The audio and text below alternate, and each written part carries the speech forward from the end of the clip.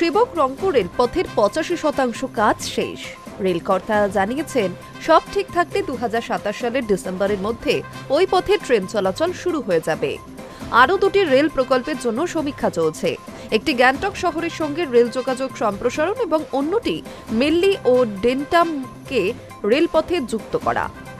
উত্তর পূর্ব সীমান্ত রেলওয়ের প্রধান সংযোগ আধিকারিক কপিঞ্জল কিশোর শর্মা সিকিমের সংবাদ মাধ্যমকে জানান, সেবক রংপুর রেলপথের 85% কাজ শেষ হয়েছে। দ্রুত গতিতে কাজ এগিয়ে চলেছে। রেলপথটি 45 কিলোমিটার দীর্ঘ, যার মধ্যে 86% সুড়ঙ্গ পথ দিয়ে তৈরি। প্রকল্পটিতে 5টি স্টেশন এবং 22টি সেতু রয়েছে। 19টি সেতুর নির্মাণ কাজ শেষ হয়েছে। বাকি স্টেশন এবং সেতুগুলির নির্মাণ কাজ আগামী বছরের মধ্যে শেষ করা হবে। 8 নম্বর এবং 10 নম্বর সুড়ঙ্গ পথের কাজ 2027 সালের মধ্যে শেষ হয়ে যাবে। ওই বছরের ডিসেম্বরের মধ্যে ট্রেন চলাচল শুরু করার চেষ্টা চলছে। তিনি আরও জানান, আরও দুটি রেল প্রকল্পের জন্য সমীক্ষা চলছে। একটি রেলপথে গ্যাংটকের সঙ্গে যোগাযোগ ও অন্যটি মেলি এবং ডেন্টামকে যুক্ত করা।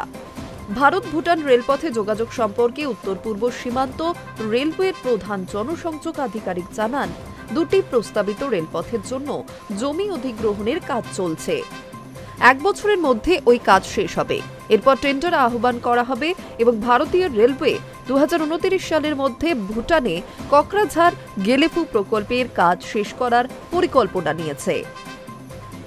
রেল স্টেশনগুলির উন্নয়ন সম্পর্কে শর্মা জানান, উত্তর পূর্বাঞ্চলের 60টি স্টেশনে এবং উত্তর পূর্বাঞ্চলীয় রেলওয়ের আওতাধীন 92টি স্টেশনে উন্নত যাত্রী পরিষেবা সহ আধুনিকীকরণ করার কাজ চলছে, যার মধ্যে রয়েছে ওয়েটিং রুম, উন্নত পার্কিং ব্যবস্থা, সার্কুলেটিং এরিয়া, নিরাপত্তার জন্য ডেডিকেটেড কন্ট্রোল রুম থেকে 24 ঘন্টা নজরদারি সহ উন্নত সিসিটিভি নেটওয়ার্ক এবং প্যানিক বাটন থাকছে।